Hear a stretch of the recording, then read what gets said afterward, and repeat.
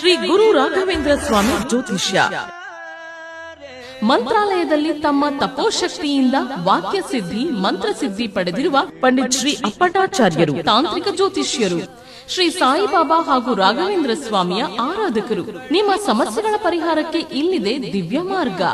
Divorce problem, ಅನಾರೋಗ್ಯ, ಪ್ರೇಮ ವಿಚಾರ, ಸಂತಾನ, ಸಾಲಬಾಧೆ, ಕೋರ್ಟ್ ಕೇಸ್, ವ್ಯಾಪಾರ, ಮಾಟ ಮಂತ್ರ ತಡೆ, ಶತ್ರುಕಾಟ, ಕೌಟುಂಬಿಕ ಕಲಹ, ಇನ್ನೂ ನಿಮ್ಮ ನಿಗೂಢ ಗುಪ್ತ ಸಮಸ್ಯೆಗಳಿಗೆ ಶ್ರೀ ರಾಘವೇಂದ್ರ ಸ್ವಾಮಿಯ ಮೂಲ ಬೃಂದಾವನ ರಹಸ್ಯ ಬಲಿಷ್ಠ ಪೂಜಾ ಶಕ್ತಿಯಿಂದ ಕೆಲವೇ ದಿನಗಳಲ್ಲಿ ಶಾಶ್ವತ ಪರಿಹಾರ ಶತಸಿದ್ಧ.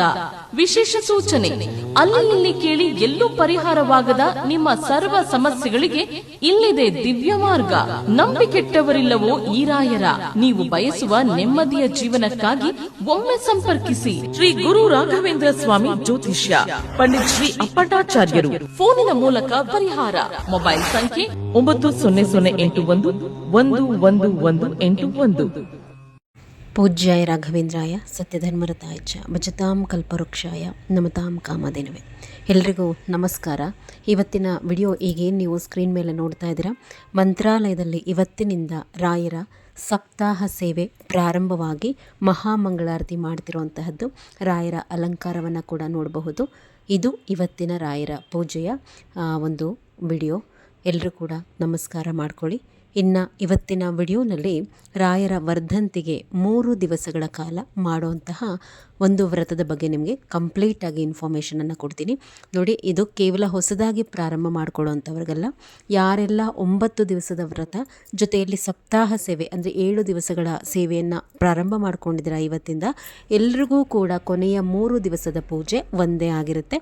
ಹಾಗಾಗಿ ದಯಮಾಡಿ ಎಲ್ಲರೂ ಕೂಡ ಈ ವಿಡಿಯೋವನ್ನು ನೋಡಿ ಅದೇ ರೀತಿ ಪೂಜೆಯನ್ನು ಮಾಡ್ಕೋಬೇಕಾಗತ್ತೆ. 9 ಅಥವಾ 7 ದಿನದ ವ್ರತ ಮಾಡ್ದಲೇ ಇರುವಂತಹವರು ಈ ವ್ರತವನ್ನು ಪ್ರಾರಂಭ ಮಾಡಿಕೊಂಡು ನಿಷ್ಠೆಯಿಂದ ಮಾಡಿ. ನೀವು ಎಷ್ಟು ಯಾರೇ ಇರಬಹುದು, 9, 7, 3 ದಿವಸದ ವ್ರತ ಯಾರೆಲ್ಲ ಮಾಡ್ತಾ ಇದ್ದೀರಾ, ನೀವು ಎಷ್ಟು ನಿಷ್ಠೆಯಿಂದ ಭಕ್ತಿಯಿಂದ ಶ್ರದ್ಧೆಯಿಂದ ಮಾಡ್ತೀರೋ ಅಷ್ಟೇ ಫಲ.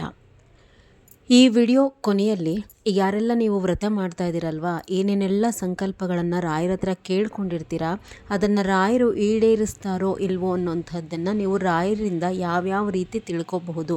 ಒಂದು ಚೀಟಿ ಹಾಕಿ ತಿಳ್ಕೊಬಹುದು, ರಾಯರ ಮುಂದೆ ಹೂ ಪ್ರಸಾದದ ಮೂಲಕ ತಿಳ್ಕೊಬಹುದು. ಯಾವ ಹಂತದಲ್ಲಿ ಹೇಗೆ ಕೇಳೋದು ಅನ್ನೋಂಥದ್ದನ್ನು ಕೂಡ ತಿಳಿಸ್ಕೊಡ್ತೀನಿ.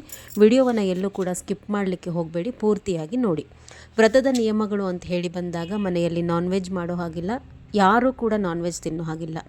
ಮನೆಯ ಫ್ಯಾಮಿಲಿ ಮೆಂಬರ್ಸ್ ಗಂಡ ಹೆಂಡತಿ 3 ದಿವಸಗಳ ಕಾಲ ಸೇರೋ ಹಾಗಿಲ್ಲ.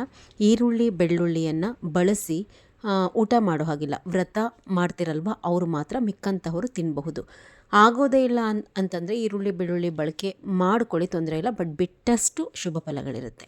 ಹೊರಗಿನ ಆಹಾರ ಅಂದರೆ ನೀವು ಫಂಕ್ಷನ್ ಊಟಗಳೇ ಆಗಲಿ, ಹೋಟೆಲ್ ಊಟಗಳನ್ನೇ ಆಗಲಿ, ಈ 3 ದಿವಸಗಳ ಕಾಲ ಮಾಡಲಿಕ್ಕೆ ಹೋಗಬೇಡಿ. ಯಾರೆಲ್ಲ ವ್ರತ ಮಾಡ್ತೀರಾ 3 ದಿವಸ ತಲೆಗೆ ಸ್ನಾನ ಮಾಡಬೇಕು, 3 ದಿವಸನೂ ಕೂಡ ಚಾಪೆ ಮೇಲೆ ಮಲ್ಕೋಬೇಕಾಗತ್ತೆ. ಇನ್ನು ರಾಘವೇಂದ್ರ ಸ್ವಾಮಿಗಳ ಪೂಜಾ ವಿಧಾನ, ಭಾನುವಾರ ಯಾವ ರೀತಿ ಪ್ರಾರಂಭ ಮಾಡ್ಕೋಬೇಕು, ಮೊದಲು ಮನೆಯೆಲ್ಲ ನೀವು ಕ್ಲೀನ್ ಮಾಡ್ಕೋಬೇಕಾಗತ್ತೆ. ಶನಿವಾರ ಸಂಜೆನೇ ದೇವ್ರ ಮನೆಯೆಲ್ಲ ಕ್ಲೀನ್ ಮಾಡಿ ಬಿಟ್ಕೊಂಡ್ಬಿಡಿ. ಇನ್ನು ಭಾನುವಾರ ಬೆಳಗ್ಗೆ ಬೇಗ ಎದ್ದು ರಾಯರ ಫೋಟೋವನ್ನು ಎಲ್ಲಿ ಇಡ್ತೀರಾ ಆ ಜಾಗವನ್ನು, ಇದು ಹೊಸದಾಗಿ ಪ್ರಾರಂಭ ಮಾಡುವಂಥವ್ರಿಗೆ ವ್ರತ. ಇನ್ನು ಯಾರು 9, 7 ದಿವಸದವರು ಫೋಟೋ ಒಂದನ್ನು ಮಾತ್ರ ಎತ್ತಿ ಫೋಟೋ ಉರಿಸ್ಕೊಂಡು ಮಿಕ್ಕಂತಹ ಪೂಜಾ ವಿಧಾನವನ್ನು ಕಂಟಿನ್ಯೂಯೇಷನ್ ಆಗಿ ತಗೊಳ್ಳಿ.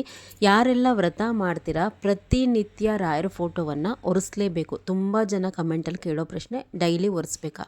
ಪ್ರತಿನಿತ್ಯ ರಾಯರಿಗೆ ವ್ರತ ಮುಗಿಯೋವರೆಗೂ ಫೋಟೋ ಒರೆಸ್ಬೇಕು. ಹೊಸದಾಗಿ ಗೋಪಿ ಚಂದನವನ್ನು ಹಚ್ಚುವಂತಹದ್ದನ್ನು ಮಾಡಬೇಕು. ಇನ್ನು ರಾಯರ ಫೋಟೋವನ್ನು ಒರೆಸ್ಕೊಂಡು ಮೊದಲು ನೀವು ಹೊಸದಾಗಿ ಈಗ ಭಾನುವಾರ ವ್ರತ ಪ್ರಾರಂಭ ಮಾಡುವಂತಹವರು ಆ ಜಾಗದಲ್ಲಿ ಒಂದು ಮಣೆ ಹಾಕಿ ಅದರ ಮೇಲೆ ಒಂದು ಕೇಸರಿ ಬಣ್ಣದ ವಸ್ತ್ರ ಹಾಕಿ ಓಂ ಪರಿಮಳಾಚಾರ್ಯ ನಮಃ ಅಂತ ಹೇಳಿ ಬರೀರಿ. 1 ದಿವಸ, ಮೊದಲನೇ ದಿವಸ ಬರೆದ್ರೆ ಸಾಕಾಗುತ್ತೆ. ಪ್ರತಿನಿತ್ಯ ಈ ರೀತಿ ರಂಗೋಲಿ ಹಾಕೋದು ಬೇಡ. ಅದರ ಮೇಲೆ ಮಂತ್ರಾಲಯದ್ದು ಒಂದು 4 ಕಾಳು ಅಕ್ಷತೆ ಇದ್ದರೆ ಹಾಕಿಬಿಟ್ಟು ರಾಯರ ಸ್ಮರಣೆ ಮಾಡ್ತಾ ಅಲ್ಲಿ ರಾಯರ ಫೋಟೋವನ್ನು ಅಥವಾ ರಾಯರ ವಿಗ್ರಹವನ್ನು ಇಟ್ಟು ಪೂಜೆ ಮಾಡಬಹುದು. ರಾಯರ ವಿಗ್ರಹ ಆದರೆ ಅಲ್ಲಿ ಪ್ರತಿಷ್ಠಾಪನೆ ಮಾಡೋದಕ್ಕಿಂತ ಮೊದಲು ಮಡಿ ನೀರಿನಿಂದ ತೊಳೆದು ಒರೆಸಿ ಇಟ್ಕೊಂಡು ಆಮೇಲೆ ನೀವು ಪೂಜೆಯನ್ನು ಮಾಡಬೇಕಾಗತ್ತೆ. ರಾಯರಿಗೆ ಗಂಧ ಸಮರ್ಪಣೆ ಮಾಡಿ ಆದಮೇಲೆ 3 ದಿವಸಗಳ ಕಾಲ 3 ತರಹದ ಹೂವನ್ನು ರಾಯರಿಗೆ ಅರ್ಪಣೆ ಮಾಡಬೇಕು. ತುಳಸಿಯನ್ನು ಬಿಟ್ಟು 3 ತರಹದ ಹೂವು, ಅದರಲ್ಲಿ ರಾಯರಿಗೆ ಪ್ರಿಯವಾದಂತಹ ಹೂಗಳನ್ನು ಆದಷ್ಟು ಬಳಕೆ ಮಾಡಿಕೊಳ್ಳಿಕ್ಕೆ ಪ್ರಯತ್ನ ಪಡಿ. ಇನ್ನು ರಾಯರ ಮುಂದೆ ಎಷ್ಟು ದೀಪ ಹಚ್ಚಬೇಕು? ರಾಯರ ಮುಂದೆ ಒಟ್ಟಾರೆಯಾಗಿ ಈ 3 ದಿವಸಗಳ ಕಾಲ 11 ದೀಪಗಳನ್ನು ಬೆಳಗಬೇಕು. 2 ಬೆಳ್ಳಿ ಹಿತ್ತಾಳೆ ಇಲ್ಲ ದೀಪಾಲೆ ಕಂಬ ನೀವೇನಾದರೂ ಇಟ್ಕೊಳ್ಳಿ. ಅದರ ಜೊತೆಯಲ್ಲಿ 9 ಮಣ್ಣಿನ ದೀಪಗಳು. ಎಲ್ಲದಕ್ಕೂ ತುಪ್ಪ ಹಾಕಲೇಬೇಕಂತೇನಿಲ್ಲ. 2 ದೀಪಗಳಿಗೆ ತುಪ್ಪ ಹಾಕ್ಕೊಂಡು ಉಳಿದಂತಹ ದೀಪಗಳಿಗೆ ಉದ್ದ ಬತ್ತಿ, ಅದರ ಜೊತೆಯಲ್ಲಿ ಗ್ರಂಥಿಗೆ ಅಂಗಡಿನಲ್ಲಿ ಕೇಳಿ 5 ತರಹದ ಮಿಕ್ಸ್ ಎಣ್ಣೆಯನ್ನು ಕೊಡಿ ಅಂತಂದು ಆ ಎಣ್ಣೆಯನ್ನು ಮಣ್ಣಿನ ದೀಪಗಳಿಗೆ ಹಾಕ್ಕೊಳ್ಳುವಂತಹದ್ದನ್ನು ಮಾಡಿಕೊಡಿ. ಸಂಜೆನೂ ಕೂಡ ಇಷ್ಟೇ ದೀಪಗಳನ್ನು ಹಚ್ಚಬೇಕಾಗತ್ತೆ. ಸಂಜೆನೂ 2 ದೀಪ ತುಪ್ಪದಲ್ಲಿ, ಉಳಿದಂತಹ ದೀಪವನ್ನು 3 ದಿವಸಗಳ ಕಾಲ ಎಣ್ಣೆಯಲ್ಲಿ ಹಚ್ಚುವಂತಹದ್ದನ್ನು ಮಾಡಿ. 3 ದಿವಸಗಳ ಕಾಲ ರಾಯರಿಗೆ ನೈವೇದ್ಯ ಇಡಲೇಬೇಕು. ಜೊತೆಯಲ್ಲಿ ಕೆಂಪು ಕಲ್ಲು ಸಕ್ಕರೆಯನ್ನು ತಪ್ಪದೇ ಇಡಬೇಕು. ಇನ್ನು ಭಾನುವಾರದ ಪೂಜಾ ಸಮಯ ಅಂತ ಹೇಳಿ ನೋಡುವಂತಹದ್ದಾದರೆ ಈ ಟೈಮಿಂಗ್ಸ್ ಎಲ್ರಿಗೂ ಕೂಡ ಅನ್ವಯ ಆಗುತ್ತೆ. ಯಾರೆಲ್ಲ ಪೂಜೆ ಮಾಡ್ತೀರಾ, 9, 7 ದಿವಸದ ವ್ರತ ಮತ್ತು 3 ದಿವಸದ ವ್ರತ. 4 ಗಂಟೆ 2 ಮುಹೂರ್ತ ಇದೆ ಭಾನುವಾರ. 4 ಗಂಟೆ 46 ನಿಮಿಷದಿಂದ 5 ಗಂಟೆ 18 ನಿಮಿಷದ ತನಕ ಒಂದು ಮುಹೂರ್ತ ಇದೆ. ತುಂಬ ಚೆನ್ನಾಗಿದೆ ಇದು. ಅದನ್ನು ಬಿಟ್ಟರೆ 6 ಗಂಟೆ 10 ನಿಮಿಷದಿಂದ 6 ಗಂಟೆ 55 ನಿಮಿಷದ ತನಕ ಇನ್ನೊಂದು ಮುಹೂರ್ತ ಇದೆ. 2 ಮುಹೂರ್ತದಲ್ಲಿ ಪೂಜೆ ಮಾಡ್ಕೋಬಹುದು. ಇದೇ ಮುಹೂರ್ತದಲ್ಲಿ ಸಂಕಲ್ಪ ಮಾಡ್ಕೋಬೇಕು ರಾಯರ ಹತ್ರ. ಯಾವ ಕಾರಣಕ್ಕೋಸ್ಕರ ರಾಯರ ಈ ವ್ರತ ಮಾಡ್ತಾ ಇದ್ದೀರಾ, ನಿಮ್ಮ ಕಷ್ಟಗಳೇನು, ರಾಯರಿಂದ ಏನೇನೆಲ್ಲ ನಿಮಗೆ ಇಷ್ಟಾರ್ಥಗಳು ಈಡೇರಿಕೆ ಆಗಬೇಕು ಅಂತ ಹೇಳಿ ಕೇಳ್ಕೊಳ್ಳುವಂತಹದ್ದು. ಬಲಗೈಯಲ್ಲಿ ಅಕ್ಷತೆ ತುಳಸಿಯನ್ನು ಹಿಡಿದು ನಿಮ್ಮ ಇಡೀ ಕುಟುಂಬದ ಸದಸ್ಯರ ಎಲ್ಲರ ಹೆಸರು ಗೊತ್ತಿದ್ದರೆ ಗೋತ್ರವನ್ನು ಹೇಳಿಕೊಂಡು ಅವರ ಸಮಸ್ಯೆಗಳೆಲ್ಲವನ್ನು ಕೂಡ ಹೇಳಿಕೊಂಡು ಇದನ್ನು ರಾಯರ ಪಾದದ ಬಳಿಗೆ ದೀಪ ಹಚ್ಚದ ಮೇಲೆ ಸಂಕಲ್ಪ ಮಾಡ್ಕೊಳ್ಳುವಂಥದ್ದನ್ನು ಮಾಡಬೇಕು. ಮುಂದೆ ತಿಳಿಸ್ತೀನಿ. ಇನ್ನು ಪೂಜೆ ಯಾವ ರೀತಿ ಅಂತಂದಾಗ ಮೊದಲು ತುಳಸಿ ಪೂಜೆ ಬಹಳ ವಿಶೇಷವಾದಂತಹ ದಿವಸಗಳಾದ್ದರಿಂದ ತುಳಸಿ ಪೂಜೆಗೆ ಹೆಚ್ಚಿನ ಪ್ರಾಮುಖ್ಯತೆಯನ್ನು ಕೊಡಿ. ಪ್ರತಿನಿತ್ಯ ಮಡಿ ನೀರಾಕಿ ಅರಿಶಿನ ಕುಂಕುಮ ಹೂವನ್ನು ಇಟ್ಟು ತುಳಸಿ ಗಿಡದ ಮುಂದೆ ಏನಾದರೂ ಒಂದು ಬಾಳೆಹಣ್ಣನ್ನು ಕೂಡ ನೈವೇದ್ಯವಾಗಿಟ್ಟು 2 ದೀಪಗಳನ್ನು ಇಲ್ಲ 1 ದೀಪವನ್ನು ತುಳಸಿ ಮುಂದೆ ಹಚ್ಚಿಬಿಟ್ಟು ಪೂಜೆ ಮುಗಿಸಿ ಹೊಸ್ತಿಲು ಪೂಜೆ ಮುಗಿಸಿ ಬಂದು ದೇವರ ಮನೆಯಲ್ಲಿ ಪೂಜೆ ಮಾಡ್ಕೋಬೇಕಾಗತ್ತೆ. ದೇವರ ಮನೆಯಲ್ಲಿ ಹೇಗೆಲ್ಲ ಅಲಂಕಾರ ಮಾಡ್ತೀರಾ ಮಾಡಿಕೊಡಿ.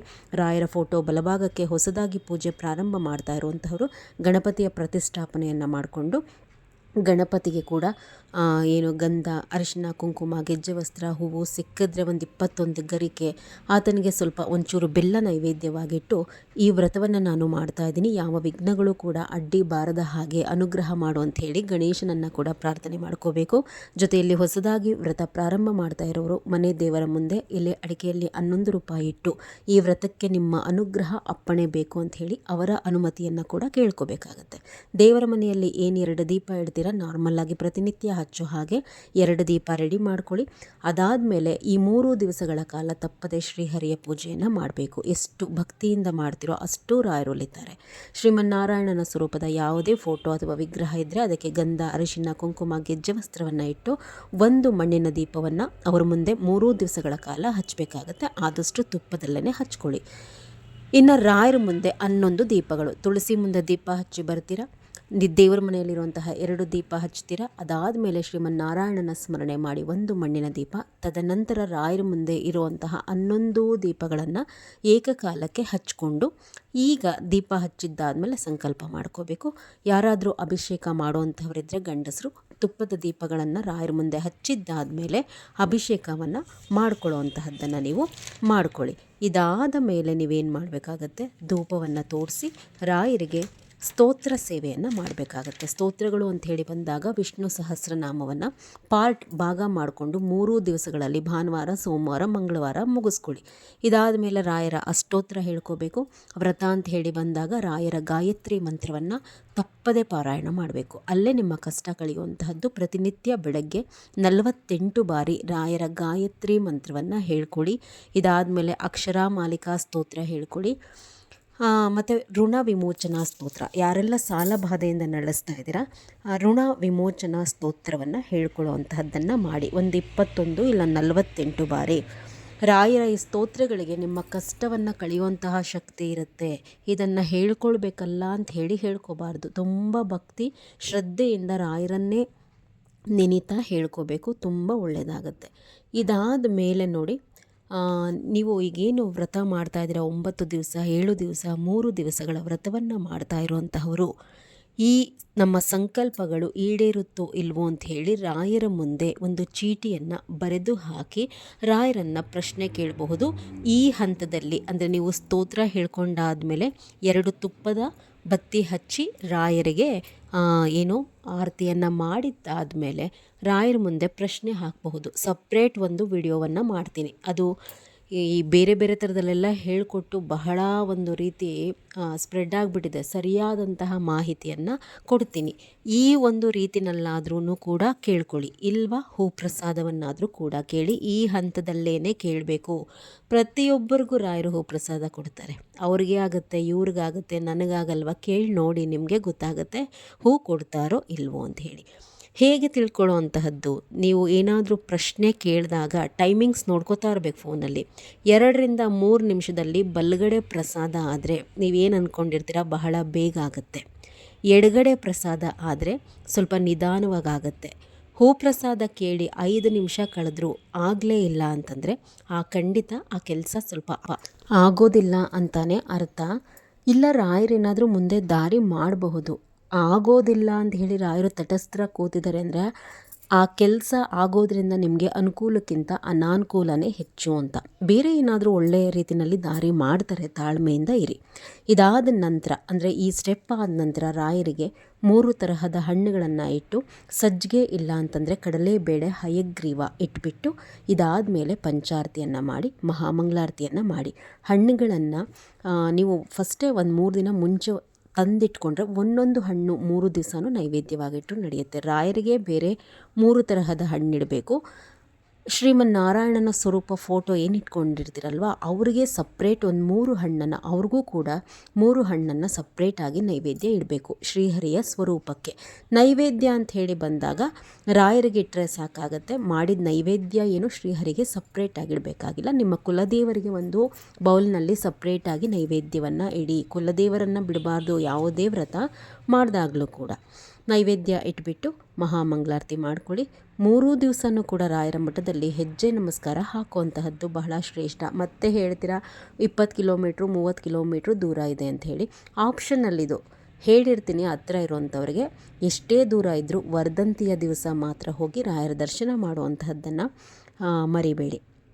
ಇನ್ನು ನೆಕ್ಸ್ಟು ರಾಯರ ವರ್ಧಂತಿಯ ವಿಡಿಯೋಸ್ ಬರುತ್ತೆ. ಚೀಟಿ ಹೇಗೆ ಹಾಕೋದು, ಹೂಪ್ರಸಾದದ ಬಗ್ಗೆ ಇನ್ನೊಂದಷ್ಟು ಮಾಹಿತಿ ಹಾಕ್ತಾ ಹೋಗ್ತೀನಿ. ಚಾನಲನ್ನು ರೆಗ್ಯುಲರ್ ಆಗಿ ನೋಡಿ. ಈ ಚಾನಲ್ನಲ್ಲಿ ಶಾಸ್ತ್ರೋಕ್ತವಾದಂತಹ ವಿಧಿವಿಧಾನವಾದಂತಹ ಪೂಜೆಗಳನ್ನು ಹೇಳಿಕೊಟ್ಟು ಎಷ್ಟೋ ಜನರ ಮನೆಯಲ್ಲಿ ಬಹಳ ಒಳಿತಾಗಿರುವಂತಹದ್ದನ್ನು ನಾನು ಕೇಳಿದ್ದೀನಿ. ನೀವು ನೋಡ್ತಾ ಇದ್ದೀರಾ. ಮಾಡ್ತಾ ಹೋಗಿ. 2 ದಿನ ತಡವಾದರೂ ಎಲ್ಲರ ಬಾಳ್ನಲ್ಲಿ ರಾಯರು ಖಂಡಿತ ಬೆಳಕು ಮೂಡಿಸ್ತಾರೆ. ನಮಸ್ಕಾರ ಎಲ್ರಿಗೂ.